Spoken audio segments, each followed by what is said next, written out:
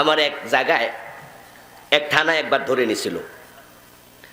আমরা ধরা টরা খাওয়া, এগুলো তো আমাদের ফান্তাবার, ঠিক না? আর আমরা জানি যে রাস্তায় আছি এটা ধরা খাওয়ার রাস্তায়। আমাদের দুনিয়া ধরা যেখানে শেষ, আল্লাহর জান্নাত সেখান থেকে শুরু হবে ইনশাআল্লাহ।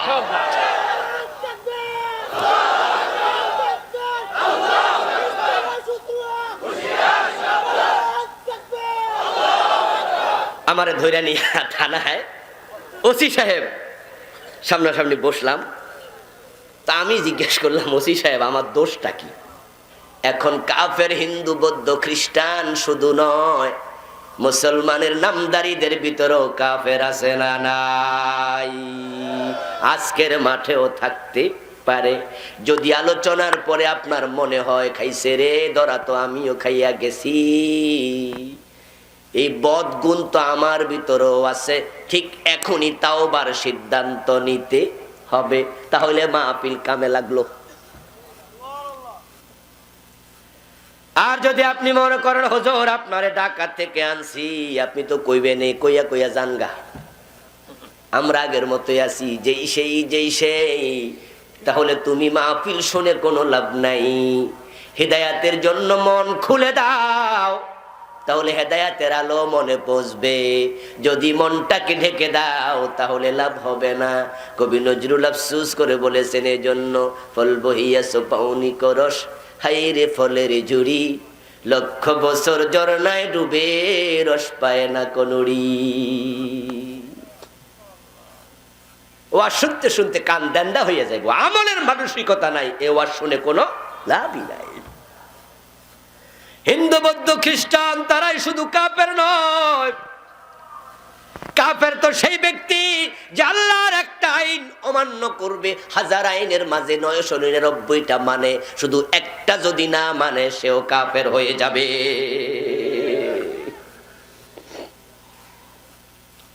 শয়তান মুমিন না কাফের? জোরে বলুন, আরো জোরে। শয়তানরে কি ভয় পান? জোরে বলুন, শয়তান মুমিন না কাফের? ফতোয়া কার? আবা ওয়াস্তাকবারা ওয়া কানা মিনাল কাফিরিন। শয়তানকে আল্লাহ বলে সে কাফের। এবার আপনারা আরেকটা কথা বলুন দেখি, সে আল্লাহর কয়টা আইন মানে নাই? একটা, মাত্র একটা। সে কিন্তু কোনদিন বলে নাই আল্লাহ তুমি আল্লাহ না। সে কিন্তু বলে নাই তোমার রব মানি না। সে কোনদিন বলে নাই আল্লাহ তোমার আমি চিনি না। বরং জান্নাতের সীমা থেকে আল্লাহ তারে যখন বের করে দিলেন, কোরআন পড়ুন পাবেন, আল্লাহ বলে ফাখরুজ মিনহা ফাইন্নাকা রাজিম, তুই বেরিয়ে যাও বিশপ্ত। শয়তান জান্নাতের সীমা থেকে বের হইয়া তারপরে কি বলে আল্লাহ কোরআনে শোনাচ্ছে আমাদেরকে। শয়তান বলে রব্বি ফাআনজিরনি ইলা ইয়াউমি ইউবআসুন। রব্বি, রব্বি অর্থ কি? কাকে ডাকে? জোরে বলেন না, কাকে? কে ডাকে? তো শয়তান কইছিনি তুমি রব না, বরং সে কয় রব্বি আমার রব। তারপরে এবার বলে আমারে কিয়ামত পর্যন্ত হায়াত দাও। তাহলে দাতা কে? শয়তান কার কাছে চায়? আর বাংলাদেশের কত লোক খাজা বাবার কাছে চায়? আছে কিনা? বাইজিদ বোস্তামির কাছে চায়, মরা পীরের কাছে ছেলে মেয়ে চায়, এমন লোকও আছে না নাই? শয়তান শয়তান হইয়া বুঝে দেয়ার মালিক কে? আর আমাদের লোকের আশ্চর্য, কেউ ফিরে না খালি হাতে, খাজারে তোর দরবারে। আস্তাগফিরুল্লাহ, আস্তাগফিরুল্লাহ, আস্তাগফিরুল্লাহ। হিন্দুদের টাকা দরকার, টাকা পয়সা দরকার, তখন তারা লক্ষ্মীর কাছে চায়। বিবাহ হওয়া দরকার, তখন শিবের কাছে চায়।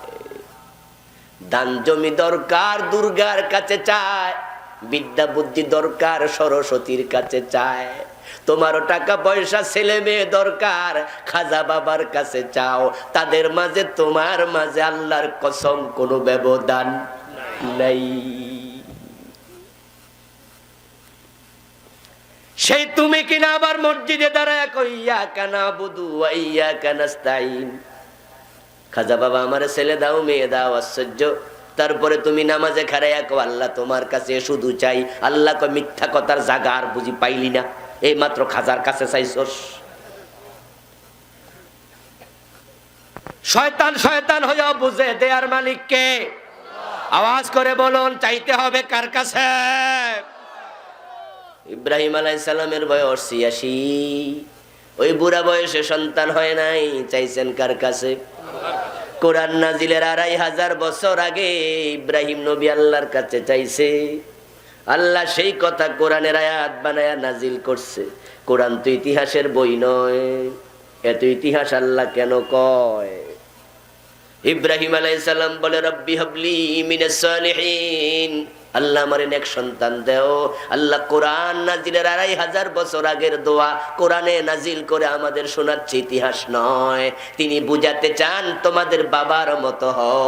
বাবা ইব্রাহিম আমাদের জাতির পিতা।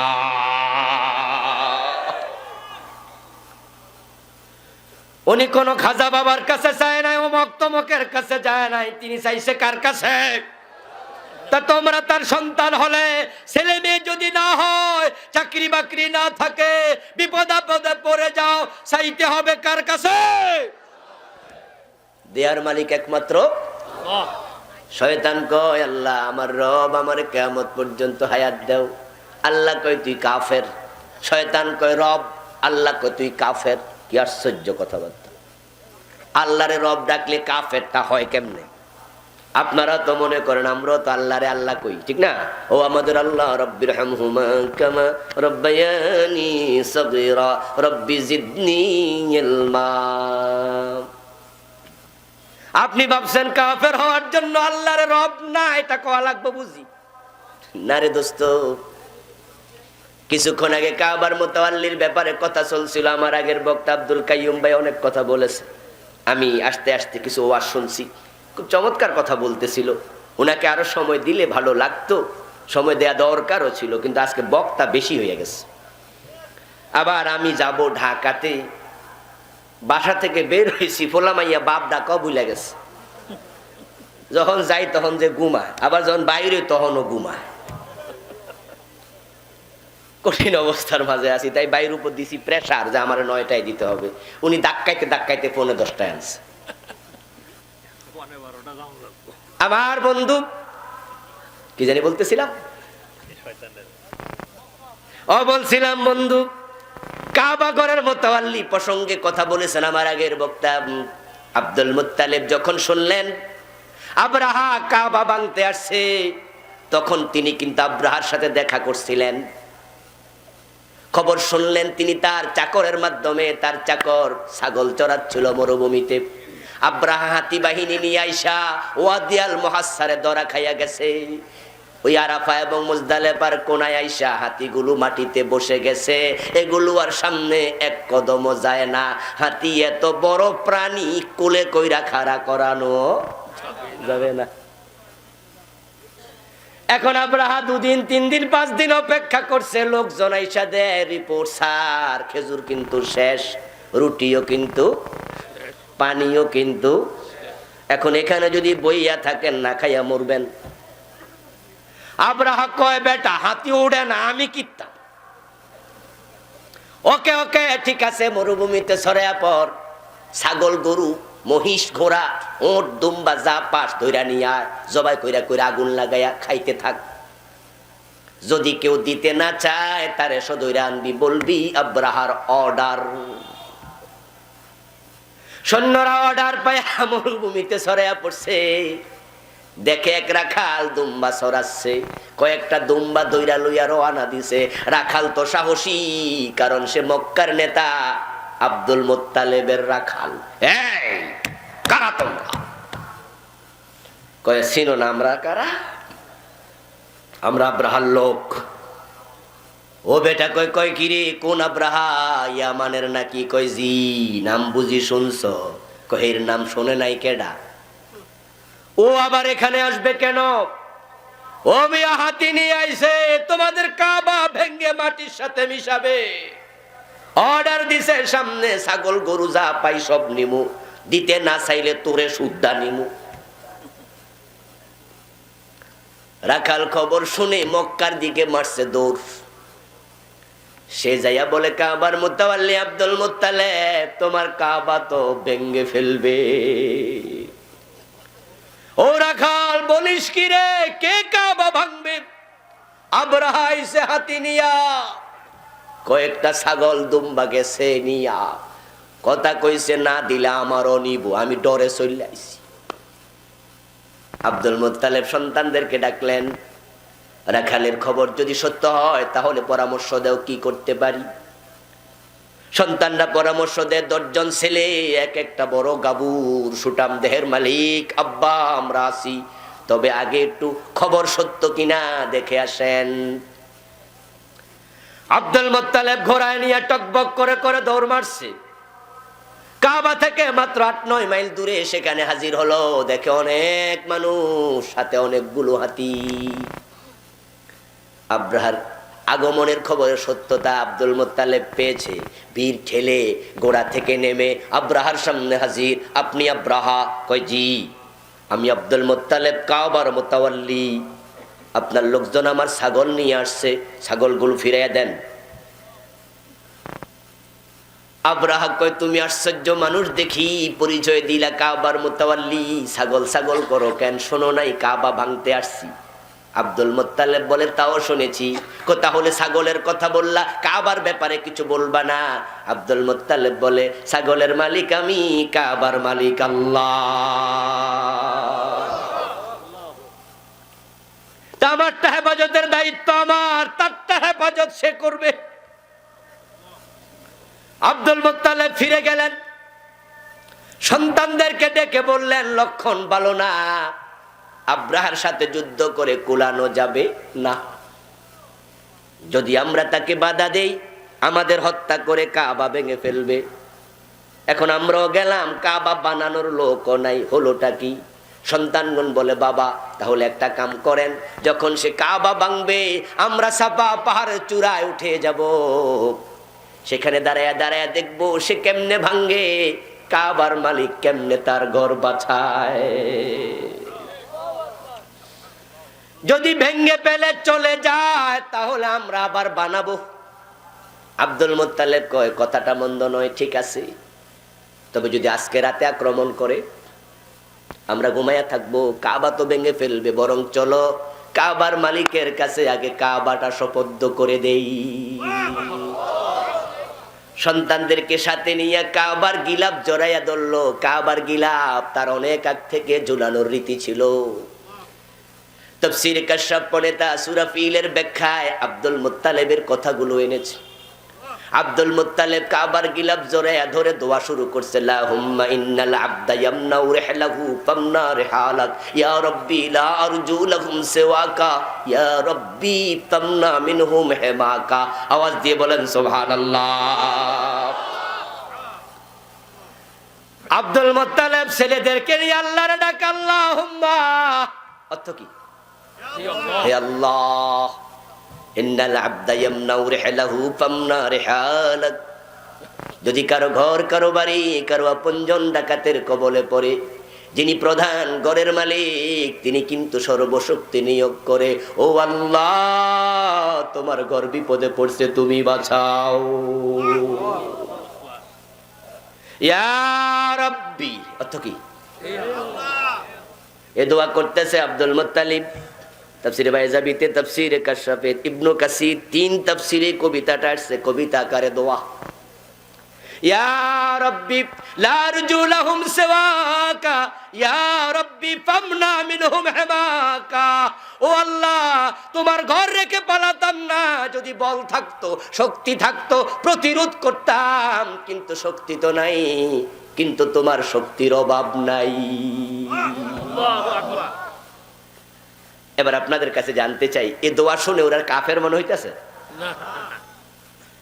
এ দোয়া শুনে কেউ কাফের মনে হবে? মনে হইতেছে বাবারে বাবা কত বড় ঈমানদার রে। কিন্তু ওনার নেতৃত্বেই তো কাবার ভিতরে বাইরে 360টা মূর্তি ছিল। আব্দুল মুত্তালিব কিন্তু মুশরিক। আবু তালেবের বক্তব্য, কানা আখিরু কালামিহি কাল্লামাহুম হুয়া আলা মিল্লাতি আব্দুল মুত্তালিব, রাওয়াহু মুসলিম। আবু তালেবের ইন্তেকালের সময় নবী মুহাম্মদ সাল্লাল্লাহু আলাইহি সাল্লাম বলে, আম্মি কুল্লা ইলাহা ইল্লাল্লাহ কালিমাতান আশহাদ লাকা বিহা ইনদাল্লাহ। একবার কালেমা পড়ে মরো চাচা, বাকি দায়িত্ব আমি নিলাম। আখিরাতে আল্লাহকে বলবো তোমার ঈমান ছিল, তুমি কালেমাওয়ালা ছিলা, কিন্তু আবু তালেবের শেষ কথা, আমি বাবার ধর্মের উপরে আছি, তোর ধর্ম নিলাম না। ওই আব্দুল মুত্তালিবের ধর্ম শিরকির ধর্ম। আব্দুল মুত্তালিব মুশরিক, কিন্তু দোয়া শুনলে মনে হয় মুমিন। এই আবু তালেবের ব্যাপারে নবী মুহাম্মদের বক্তব্য, সহিহ বুখারীর হাদিস, আহওয়ানু হালিন নারে আযাবান আবু তালেব ওয়া হুয়া মুনতাইলুম বিনালাইন ইয়াগলি মিনহুমা দিমাগুহু।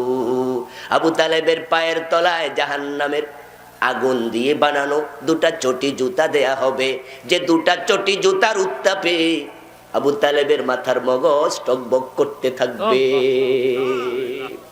আওয়াজ দিয়ে বলেন, আবু তালেব মুমিন হলে কি আযাব হতো? না। আবু তালেব মুমিন না মুশরিক? আবু তালেব মুশরিক, আব্দুল মুত্তালিব মুশরিক। আল্লাহরে আল্লাহ বললে মুমিন হওয়া যায় না। শয়তান রব বলেছে, শয়তান কাফের, আব্দুল মুত্তালিব কাফের। এবার আবু তালেবের সামান্য কথা না বললে নয়। রাসূলুল্লাহর বয়স 25, মা খাদিজার বয়স 40। বিয়ে হলো ওই অনুষ্ঠানে। বিয়ের পর বিয়ের খুতবা দিল আবু তালেব নিজে। বিয়ের অনুষ্ঠান নতুন কিছু নয়, বিয়ে শুরু হয়েছে জান্নাত থেকে। সুবহানাল্লাহ। বিয়ে এমন এক চমৎকার সুন্নাহ যেটা আল্লাহ নিজে চালু করছে। মা হাওয়ার সাথে বাবা আদমের বিয়ে দিছে কে? ইয়া আদম উসকুন আনতা ওয়া যাওজুকাল জান্নাহ। আবু তালেব বিয়ের খুতবা দেয়। বিশ্ব নবীর বিয়ে হলো রাসূলের নবুয়তের 15 বছর আগে, ঠিক না? বয়স 25, নবুয়ত পাইছে কত বছর বয়সে? 40। এগুলো তো আপনাদের জানা কথা। আবু তালেব যে চিরস্থায়ী জাহান্নামী মুশরিক আবু তালেব, নবী মুহাম্মদ সাল্লাল্লাহু আলাইহি ওয়াসাল্লামের নবুয়তের 15 বছর আগের খুতবা শুনেন, লাভ দিয়া ওঠা লাগে। কয় কি রে এমন চমৎকার খুতবা!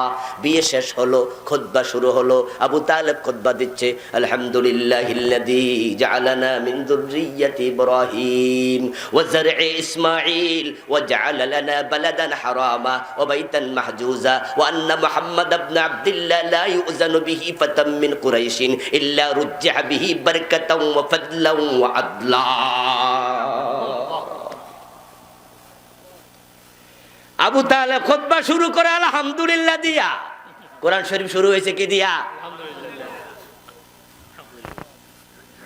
আবু তালেব আলহামদুলিল্লাহিল্লাযী জাআলানা মিন যুররিয়্যাতি ইব্রাহিম। আল্লাহর সকল প্রশংসা, যিনি আমাকে ইব্রাহিমের আওলাদ বানাইছে। ইব্রাহিম মূর্তি পূজা করছে না মূর্তি ভাঙছে? আর আব্দুল মুত্তালিব, আবু তালেব তারা মূর্তি বানাইয়া কাবার ভিতরে রেখেছে। মুখে বলবা সুবহানাল্লাহ, আলহামদুলিল্লাহ, লা ইলাহা ইল্লাল্লাহ। আর আল্লাহর আইনের কথা বললে চেহারা কালো হয়ে যাবে। তোমার এই কালেমা সত্য কালেমা না।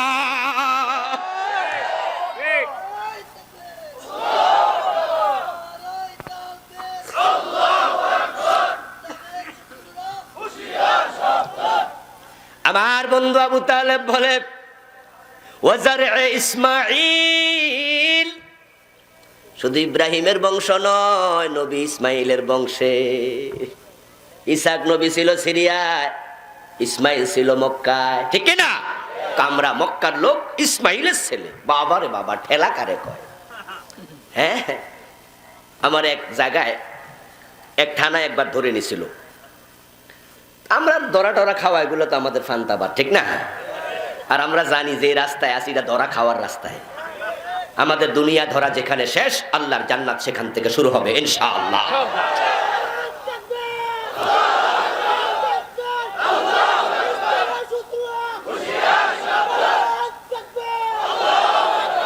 আমারে ধইরা নিয়ে থানায় ওসি সাহেব সামনাসামনি বসলাম, 4-5 বছর আগের ঘটনা।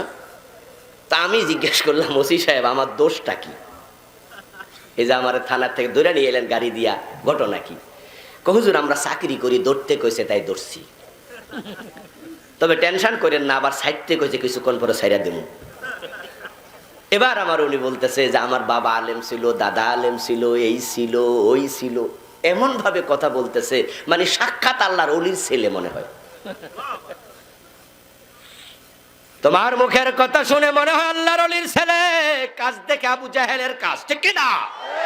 তুমি চাকরি করো, তাই বলে আলেম ধরতে বললে ধরবা, আলেম পিটাইতে বললে পিটাইবা। এই চাকরি ছাইরা দিয়া চা দোকানদারি করা ভালো।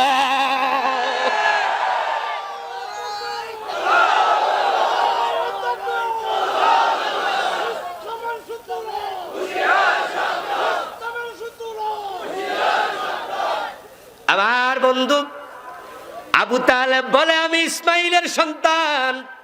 তারপরে কি বলে, ও জাআলানা বালাদান হারামা, আমাদের জন্য আল্লাহ এমন এক শহর দিয়েছেন যে শহরকে নিরাপদ বানাইছে কে? এই শহরে যুদ্ধ বিগ্রহ মারামারি জায়েজ নাই, বালাদুল হারাম ওয়া বাইতান মাহজুজা,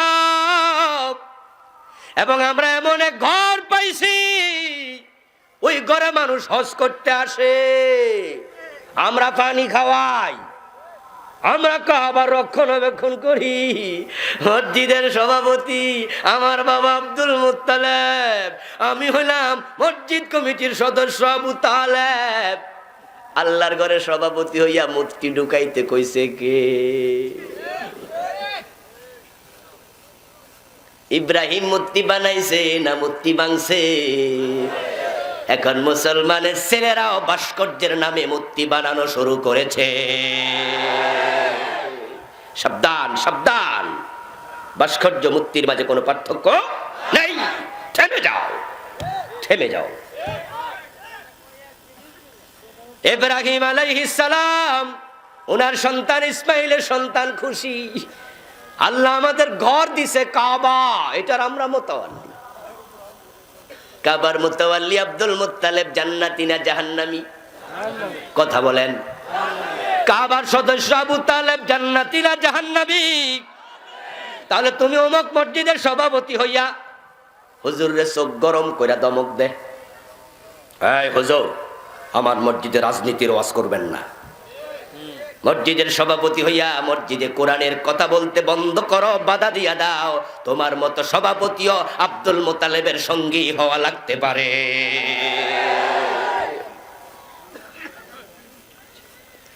এরপরে বলো আন্না মুহাম্মদ ইবনে আব্দুল্লাহ লা ইউজানু বিহি ফাতাম মিন কুরাইশিন ইল্লা রুজ্জিহা বিহি বারাকাতাও ওয়া ফাদলাও ওয়া আদলা। তারপরে এবার বিশ্বনবীর প্রশংসায় পঞ্চমুখ আমার বাতিজা মুহাম্মদ সাল্লাল্লাহু আলাইহি ওয়াসাল্লাম, যার সাথে আজকে খাদিজার বিয়ে দিলাম। শোনো মক্কার মানুষ, তামাম মক্র এক পাল্লায় দাও। তাদের চিন্তা চেতনা বুদ্ধি প্রজ্ঞা প্রত্যুৎপন্নমতিতা বিচক্ষণতা, তাদের দূরদর্শিতা, তাদের জ্ঞান গরিমা, আমার বাতিজা একা যদি এক পাল্লায় দাও আমার বাতিজার পাল্লা বাড়ি হয়ে যাবে। রাসূলের প্রশংসা পঞ্চমুখ। রাসূল কয় কালেমা পড়ো, কয় না রে বাতিজা। হুজুর আপনাদের সাথে আছি, যান সামনে আগাইয়া, পিঠাটা আগে খাইয়ালন, আমরা পিছনে। হুজুর সাথে আছি, সামনে যান। সামনে সামনে যান না কেন? মাহফিলে আসেন দৌড়ায়া, কি মজা, আমি মুসলমান। মসজিদে গিয়েছেন দৌড়ায়া, আপনি মুসলমান। মসজিদে ডান পা দিয়ে ঢোকেন, বাম পা দিয়ে বের হন, আল্লাহু আকবার বলেন আমার শুরু, সালাম ফিরেন আমার শেষ। আল্লাহরে মানার ব্যাপারে কত কত কত। ইমাম বাবা মুসল্লি ছেলে, 2 রাকাত পরে মাগরিবে বাবা সালাম ফিরাইছে, ছেলে লোকমা দিছে, আব্বা আরো 1 রাকাত রইছে। বাবা মুরব্বী মানুষ, লোকমাটা দিলি কেমনে, তো শরম লাগে না? কয় কোন শরম মরম মানি না, আল্লাহর আইন। বাবা ভুল করলো সার মু না। বাবা রে বাবা, আল্লাহর গোলাম কারে কয়? বাপেরও ছাড়ে না। হুজুর রে সোজা পাইছো, লোকমা দিছ, হুজুর ভুল করলে ছাড় দাও না, লোকমা দিয়ে দাও, আল্লাহর আইনের ব্যাপারে ছাড় নাই। কিন্তু সেই তুমি যখন আদালতে বিচারকের চেয়ারে বসো, আল্লাহর আইনে একটা রায়ও দেও না।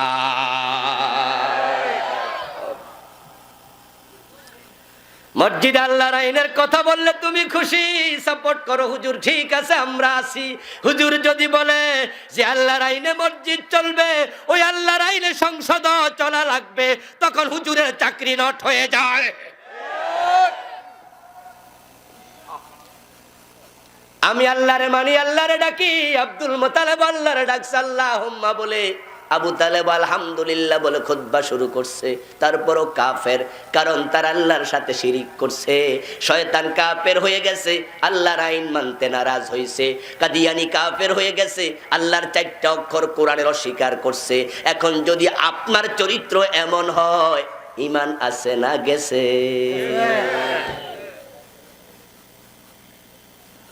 আল্লাহ তাআলা কোরআন মাজিদে বলেন, আলা লাহুল খালকু ওয়াল আমর। এখানে অক্ষর আছে 15টা। আল্লাহ কোরআনে বলেন, ইনিল হুকমু ইল্লা লিল্লাহ। আমার বন্ধু, কোরআন এমন এক কিতাব, বিসমিল্লাহর বা থেকে মিনাল জিন্নাতি ওয়ান নাসের সিন পর্যন্ত যত হরফ আছে, 4টা নয়, 3টা নয়, 2টা নয়। কেউ যদি একটা না মানে, তারও ঈমান থাকবে না।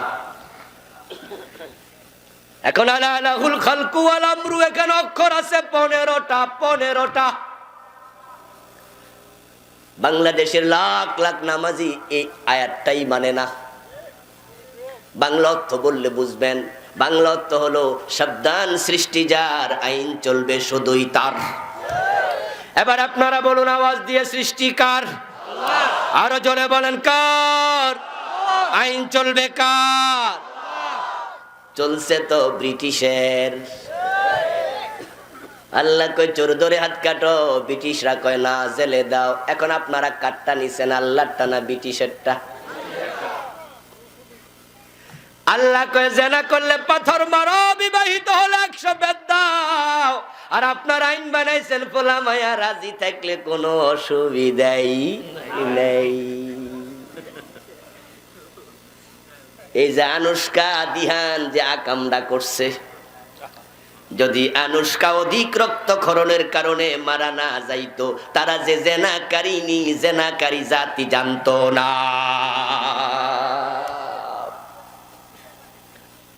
ইসলামের বিধান হলো, মদ পান করলে 80 বেদ লাগাও। আর আপনারা 5 স্টার হোটেল গুলাতে মদ খাওয়ার লাইসেন্স দিয়ে বসে আছেন। মুসলমান আল্লাহর আইন মানে না তো নাই। আল্লাহর আইনের কথা বললে উল্টা রাজাকার মৌলবাদী বলে গালি দেয়। মৌলবাদী একটা শব্দ আছে না নাই? আমাদের দেশে শোনেন না এটা? মৌলবাদী। এই শব্দটা কার জন্য? নামাজির জন্য না, রোজাওয়ালার জন্য না, হাজির জন্য না, কোরআন তেলাওয়াতকারীর জন্য না। কারণ আমাদের দেশে বন্ধু তাকায় দেখেন, নামাজ পড়ে আমাদের প্রধানমন্ত্রী নিজেও 5 ওয়াক্ত নামাজ পড়ে, এবং উনার কত নেতা বলছে উনি তাহাজ্জুদ পড়ে। উনারে কেউ মৌলবাদী কইছে? তাহলে বোঝা যায় নামাজি মৌলবাদী না। কয়দিন আগে একজন নেতা ঢাকায় কইছে, বক্তৃতা দিছে, আমরাও আলিফ বা তা সাফারি। কইছে কিনা? আচ্ছা, যে আলিফ বা তাসা পড়ছে, উনারে কেউ মৌলবাদী কইছে? নারায়ণগঞ্জে একজন নেতা কইছে, আমি প্রতি রাতে 80 রাকাত তাহাজ্জুদ পড়ি, 70-80 রাকাত পড়ে। কইছে না? এত রাকাতে টাইম কেমনে পায় আমরা জানি না। নামাজ উনিও পড়ে, কোরআন 2 বার কোরআন তেলাওয়াত করে দিনে। যদি মৌলবাদী হতো, তিনিও মৌলবাদী হওয়া লাগতো, কিন্তু না। কোরআন যে পড়ে তারে মৌলবাদী কয় না, নামাজ যে পড়ে তারে মৌলবাদী কয় না। হজ করেছে আমাদের হাসানুল হক মিনু রাশেদ খান, 2 জনে কিন্তু হাজি, এবং একসাথে হজ করছে। যদি হাজি মৌলবাদী হতো, তাহলে তারা মৌলবাদী বলে গালি কারে দেহে? তো নিজে মৌলবাদী। কিন্তু আসলে নামাজি মৌলবাদী গালি খায় না, হাজি মৌলবাদী না, যাকাত দাতা মৌলবাদী না, রোজাওয়ালা মৌলবাদী না, কুরআন তেলাওয়াতকারী মৌলবাদী না। তারা মৌলবাদী শুধু তাদেরকে বলে যারা জমিনটা কোরআনের আইনে চালাতে বলে।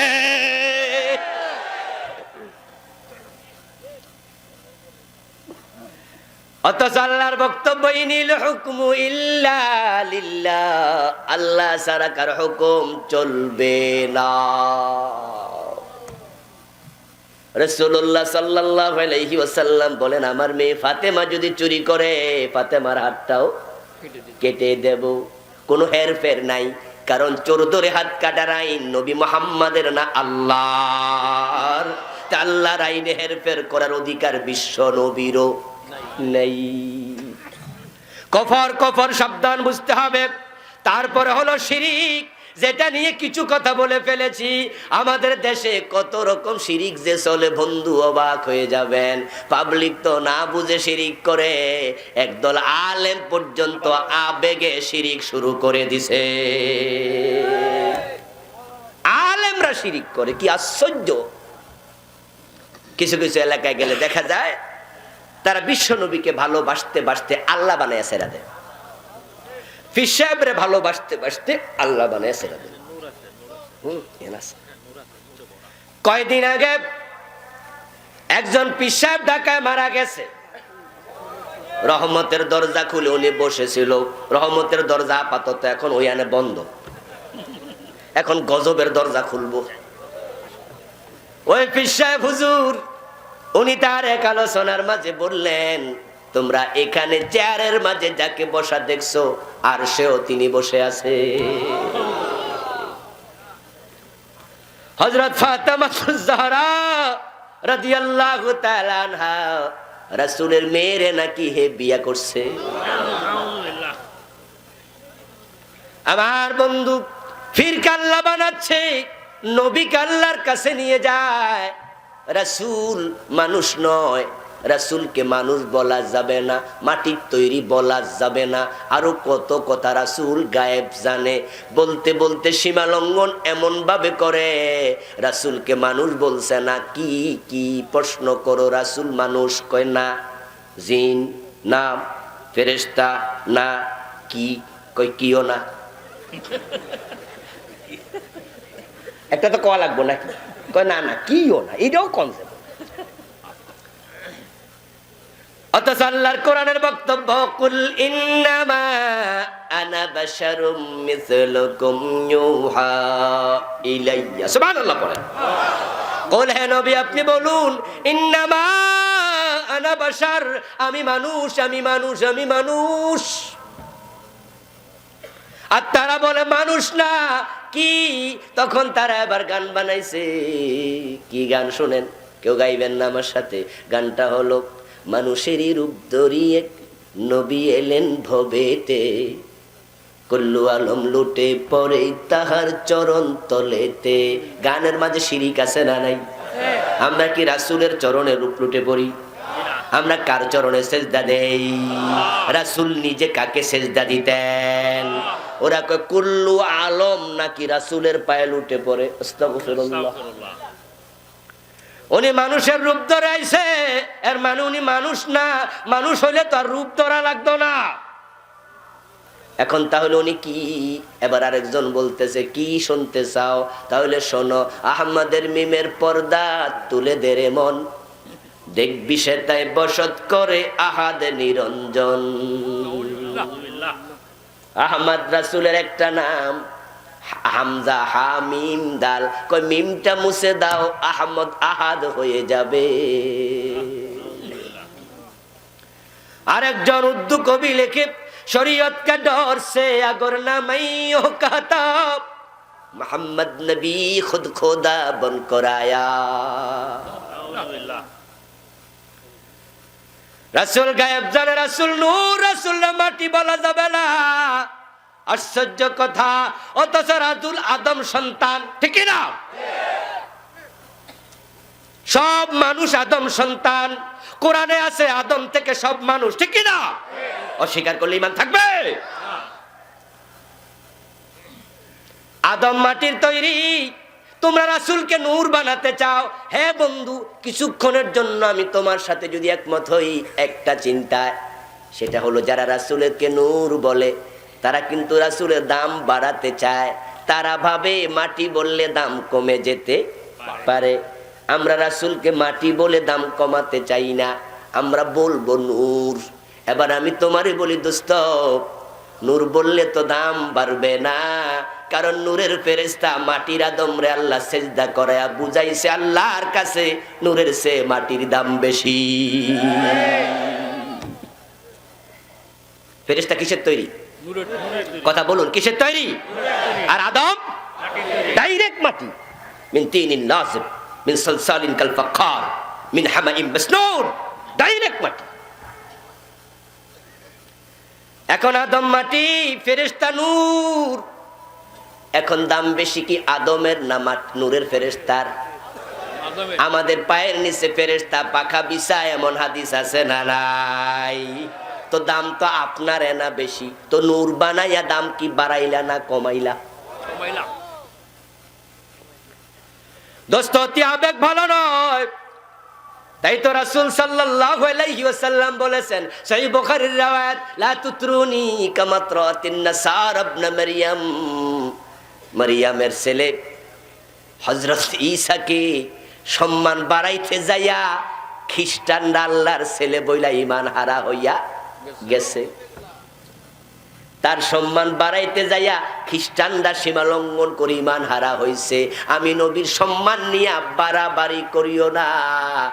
ইন্নামা আনা বাশার, আমি একজন মানুষ, তবে উহা ইলাইয়া, তোমাদের মতো নয়, আমার কাছে ওহী আসে, তোমাদের কাছে ওহী আসে না।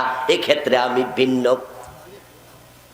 কিন্তু অন্য ক্ষেত্রে মিসলুকুম, তোমাদের মতো চোখ আমার আছে, হাত আমার আছে, কান আমার আছে, আমি পেটে ক্ষুধা লাগলে ব্যথা পাই, মারলে রক্ত ঝরে, আমারও ছেলে হয় মেয়ে হয়, আমিও বিয়ে করি, আমিও বাজারে যাই, ঠিক কি না? সীমা লঙ্ঘন করো না ভাই, সীমা লঙ্ঘন দরকার নাই। হাসতে হাসতে শিরিক করে, নবী গায়েব জানে, আস্তাগফিরুল্লাহ।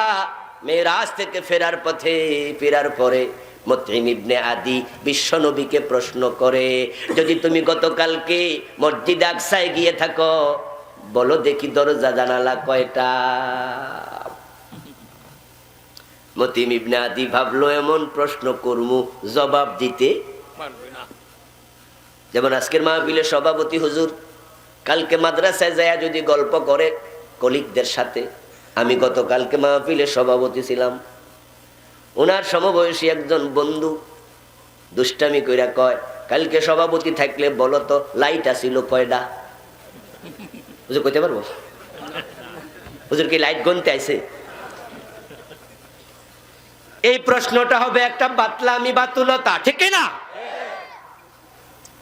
পেছানো প্রশ্ন, পেছে ফেলাইয়া দিমু। মুতঈম ইবনে আদি বলে, এমন প্রশ্ন করব যার উত্তর মুহাম্মাদের কাছে নাই। সহিহ মুসলিমের হাদিস, রাসূলুল্লাহ সাল্লাল্লাহু আলাইহি ওয়াসাল্লাম বলছেন, মুতঈম ইবনে আদি সেই প্রশ্ন করার পরে আমি এমন বিপদে পড়লাম, এরকম বিপদে জীবনে কোনোদিন পড়ি নাই। যদি আমি বলি জানি না, তারা তো হাততালি দেবে, বলবে কেমনে জানবা, যাও তো নাই। তারা চান্স পাইয়া যাবে, তারা তো আমার মুখ থেকে কথাটাই জানতে চাইছে, আমি যেন কই আমি জানি না। আর আমি সংখ্যা বলবো কেমনে, আমি তো দরজা জানালা গনি নাই, বিপদে পড়ে গেলাম। আচ্ছা, রাসূল গায়েব জানলে কি বিপদে পড়তো না? তারপর বিশ্বনবীর বক্তব্য, ফাজাল্লাল্লাহুল বাইতাল মুকদ্দাস ফাতাফিকতু উখবিরুহুম আন আয়াতিহি ওয়া আনা আনজুরু ইলাইহি। হঠাৎ করে দেখি আল্লাহ পুরা বাইতুল মুকদ্দাস আমার সামনে হাজির করে দিয়েছেন। আমি আবার দেখে দেখে বলতে শুরু করলাম, ও মিয়ারা দরজা জানালা কেন, আর কি জানতে চাও কও। সুবহানাল্লাহ। রাসূল গায়েব জানলে হাজির করা কি দরকার বাইতুল মুকদ্দাস? উনি তো গায়েবই জানেন।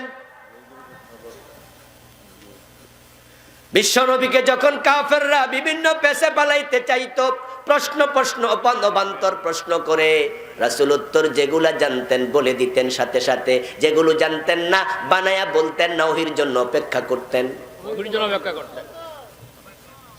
তো গায়েব জানলে দরকার কি অপেক্ষার? বিদআত জঘন্য পর্যায়ে চলে গেছে। এখন বিদআত আমাদের নামাজের ভিতরে আইসা ঢুকছে। বিদআত করলে আমল কবুল হবে না, সাবধান হয়ে যাবেন। আজান শুরু হবে আল্লাহু আকবার দিয়া, আজান শেষ হবে লা ইলাহা ইল্লাল্লাহ দিয়া। আগে দুরূদ শরীফ দরকার নাই, দুরূদ আছে আজানের জবাব দেওয়ার পরে। ইজা সামিতুমুল মুয়াজ্জিনা ফাকুলু মিসলা মা ইয়াকুল সুম্মা সাল্লু আলাইয়া। নামাজ শুরু হয়ে যাবে আল্লাহু আকবার দিয়া। নামাজের মাঝে দাঁড়ায়া কি পড়বেন? হাদিস স্পষ্ট। নামাজ শেষ হবে সালাম ফিরায়া। রাসূলুল্লাহ সালাম ফিরানোর পরে পড়তেন আল্লাহু আকবার। তিনি পড়তেন আস্তাগফিরুল্লাহ 3 বার, সুবহানাল্লাহ 33 বার, আলহামদুলিল্লাহ 33 বার, আল্লাহু আকবার 34 বার। পড়তেন আয়াতুল কুরসি, ঠিক না? এরকম আরো দোয়া আছে না নাই? এখন আমরা সালাম ফিরা এগুলোর কাছে দাঁড়ায়ও নাই। হুজুর দোয়া কইরা দেন, আমরা চরম ব্যস্ত। সালাম ফিরাইছে আল্লাহুম্মা আমিন শুরু। কোথায় গেল তাসবিহ? সুন্নাহ হারিয়ে গেল কেন? এখন হুজুর এমন জোরে দোয়া শুরু করছে, যাদের 1 রাকাত 2 রাকাত ছুটে গেছে তাদের কেরাত ধাক্কা খায়। আবার হুজুরের সেক্রেটারি সাহেব কইছে, হুজুর আমার মা কিন্তু মরছে আজগাই, দোয়াটা একটু বাড়াইয়া করে। কসকইছে 1000 টাকার নোটটাও দিছে। সালাম ফিরাইয়া হুজুর এমন জোরে সাউন্ড বক্সে দোয়া শুরু করছে, সেক্রেটারির মারে জান্নাতের মাঝখানে না দিয়া হুজুর থামবে না আজকে, লক্ষণে কয়। আর যাদের 1 রাকাত 2 রাকাত ছুটে গেছে তারা কেরাতে পড়তে পারতেছে না। এরকম পরিস্থিতিতে আপনারা পড়েন নাই? আগানো যাচ্ছে না, বারবার বলে যাচ্ছি কি রে করি, হুজুর থামে না কেন? অথচ যে হুজুর মুনাজাত করছে, হুজুর কিন্তু মুনাজাতকে ফরজ মনে করে না, ওয়াজিব মনে করে না। উনি কয়টা সুন্নাহ বা মুস্তাহাব। কিন্তু যে বেটার 1-2 রাকাত ছুটে গেছে তার কেরাত সুন্নাত না ফরজ? কথা বলেন। তা আপনার সুন্নাত মুস্তাহাবের ধাক্কায় বেটার ফরজ চলে যাচ্ছে। কেউ কয় হুজুর আমরা তো আস্তে আস্তে করি, তাড়াতাড়ি করতাম না কেন? হুজুর কত লোক আছে ব্যস্ত, কেউ বিচারপতি, কেউ সেনাপতি, কেউ ব্যবসায়ী, কেউ সচিব, কেউ মন্ত্রী, কতজন কত কাম। নবী মুহাম্মদ জিকির করছে বইয়া বইয়া, উনার তো কোনো কাম কাজে আসিল না। আমরা তো খুব ব্যস্ত, চরম ব্যস্ত। অথচ বন্ধু বিশ্ব নবী মদিনার প্রেসিডেন্ট, উনি নিজে আবার প্রধান সেনাপতি, উনি প্রধান একাই বিচারপতি। উনার স্ত্রী ছিল 11 জন, একসাথে ছিল 9 জন। 9টা ফ্যামিলি চালাইয়া, দেশটা চালাইয়া উনি নামাজের পরে লম্বা সময় তাসবিহ তাহলিল করতেন। আপনার টাইম নাই। 2-1 কে হুজুর আমরা মনে মনে মুনাজাত করি, মনে মনে, এমন আস্তে আস্তে করি। মুসল্লি আর সমস্যা নাই, উনারা উনাদের 2 রাকাত সরছে 1 রাকাত সরছে পড়ুক, আমরা আমাদের কাম সাইরা লাই। এখন হুজুর মনে মনে আলহামদুলিল্লাহ কই হাত তুলছে, পরে আবার যখন হাত মোছে মুসল্লিরা কয় আমিন। আমিন শব্দের অর্থ আল্লাহুম্মা তাকাব্বাল, হে আল্লাহ তুমি কবুল করো। আল্লাহ কয় তো কি কবুল করতাম, তুই তো হনসি নাই। ইমাম কি কইছে তুই শুনলি না? আচ্ছা কবুল করমু। ইমাম সাহেব চান্স নিছে, সভাপতি বেতন বাড়ায় না, 6টা মাস কই বাড়ান। ঠিক আছে আজগা এমন দোয়া কইরা দিমু, বেটা আমিন কইবি, আল্লাহ সভাপতিগিরি ছুড়াইয়া দাও। হে বেটা কয় আমিন। না বুঝা আমিন কিসের আমিন? আমার বন্ধু বেদাত চলছে, মজার মজার বেদাত, অভাব নাই বেদাতের। দুরূদ শরীফ পড়ছে, হঠাৎ করে ইয়া নবী সালামু আলাইকা বলে দাঁড়াইলেন। প্রশ্ন করি একটু থামেন, এতক্ষণ বইয়া বইয়া দুরূদ পড়লেন, এখন খারাইলেন কেন? কয় রাসূল আইছে। আস্তাগফিরুল্লাহ। আবেগ বিবেক দুটার সমন্বয় লাগবে, শুধু আবেগ দিয়া চললে বিভ্রান্ত হওয়ার সম্ভাবনা থাকে। ইশকুন মাহাদুন মুবদিয়ুন ইলাল জাসবি। আমাদের চাঁদপুরে একটা মসজিদ ছিল, হাজীগঞ্জ বড় মসজিদ। খতিব সাহেব মিলাদ অনুষ্ঠানে চেয়ার রাখতেন একটা খালি। আবেদ শাহ, yes, মারা গেছে, হুজুর নাম সজানে। আমার বন্ধু চেয়ার খালি কেন? মিয়া রাসূল যদি আসে, রাসূল কি খাড়াই থাকবো? এই জন্য চেয়ারটাও খালি রাখছে। আশ্চর্য আকীদা, রাসূলকে হাজির নাজির মনে করলে ঈমান থাকবে না।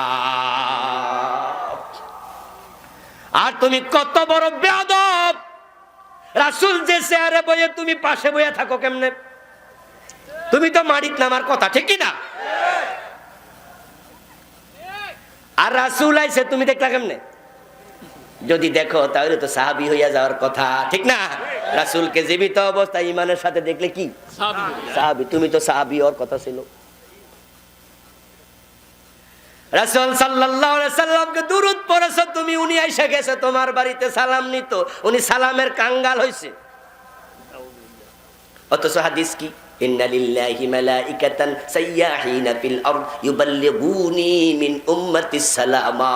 রাসূলুল্লাহ বলেন तमाम দুনিয়াতে আল্লাহর কিছু ফেরেশতা আছে, উম্মত সালাম দিলে আমার কাছে পৌঁছায়া দেয়। আল্লাহর ফেরেশতারা পৌঁছায়া দেয়, তুমি কো রাসূল আইছে। আচ্ছা, এই মুহূর্তে আপনি যদি এখানে দুরূদ পড়েন, রাসূল এখানে আসে, at that time, at that once time, আপনার ওই টাইমে তাৎক্ষণিকভাবে যদি রাশিয়ায় কেউ দুরূদ পড়ে, রাসূল রাশিয়া যাবে। ওই টাইমে ইরাকে কেউ পড়লে উনি ইরাকে যাবে, সিটাং পড়লে সিটাং যাবে। উনি সারা বছর শুধু ঘুরবো, ঠিক না? কি কমন সেন্স তোমাদের, কি কমন সেন্স যে রাসূল তোমার বাড়িতে এসে সালাম নিতে? কয় না হুজুর না, আমরা তো আকীদা রাখি না, রাসূল আসে নাই। তবে রাসূলকে সালামটা বৈশা বৈশা কেমনে দেই? সালামটা একটু দাঁড়াইয়া দিলে সম্মান হয়। আমি বলি তাহলে আত্তাহিয়াতুর মাঝে যখন সালাম দেওয়া আসসালামু আলাইকা আইয়ুহান নাবিয়্যু, তখন খাড়াও না কেন? আত্তাহিয়াতু সালাম আছে না নাই? তখন তুমি দাঁড়াইলে না কেন? আর দাঁড়াইয়া সালামটা দিলে রাসূলের দাম বাড়তো। রাসূল বুঝলো না। রাসূল নিজে তো বলতো সালামের সময় টুক করে খাড়াইয়া সালাম দিয়ে আবার বইয়া যাইবা, ঠিক কিনা? ঠিক কিনা? আসলে যুক্তির নাম ইসলাম নয়, মন গড়া কথা ইসলাম চলতে পারে না। হ্যাঁ বন্ধু, আপনি দাঁড়ায়া সালাম রাসূলকে দেবেন, দাঁড়ায়া দুরূদ পড়বেন, আমাদের কোনো আপত্তি নাই। কারণ দাঁড়ায়া জিকির করা জায়েজ, বসেও জায়েজ, শুয়েও জায়েজ। দাঁড়ায়াও দুরূদ পড়বেন। গাড়ির জন্য দাঁড়ায়া আছেন, গাড়ি আসে না, গল্প গুজব দরকার নাই, দুরূদ পড়ার সুযোগ আছে কিনা? দোকানে বসে আছেন, কাস্টমার নাই, ফেসবুকিং করা কি দরকার? দুরূদ পড়েন। শুয়ে আছেন, ঘুম আসে না, একটু বাজে চিন্তা না কইরা দুরূদ পড়েন। দাঁড়ায়া পড়বেন, বসে পড়বেন, শুয়ে পড়বেন, আপত্তি নাই। কিন্তু কিছুক্ষণ বইয়া বইয়া পরে হঠাৎ খাড়াইছেন কেন, তার জবাব দিতে হবে। যদি বলেন হুজুর আমার পায়ে ব্যথা, তাই আমি বইছি থেকে খাড়াইছি, কোনো অসুবিধা নাই, আরো বেশি খাড়ান। কিন্তু যদি বলেন রাসূল আইছে, ঈমান থাকবে না। আরো কত বেদাত খোরাপাত চলছে। বক্তা কি আসছে আমার পরে? মাশাআল্লাহ। সম্মানীয় ভাইয়েরা, যাবতীয় বেদাত থেকে, মাশাআল্লাহ, যাবতীয় বেদাত থেকে, খোরাপাত থেকে, শিরক থেকে, কপট থেকে, হারাম খাওয়া থেকে, নিফাক থেকে আল্লাহ আমাদের হেফাজত করুক, বলেন আমিন। আমিন। সম্মানীয় ভাইয়েরা, ইনশাআল্লাহ আমার পরে কাতার থেকে এসেছেন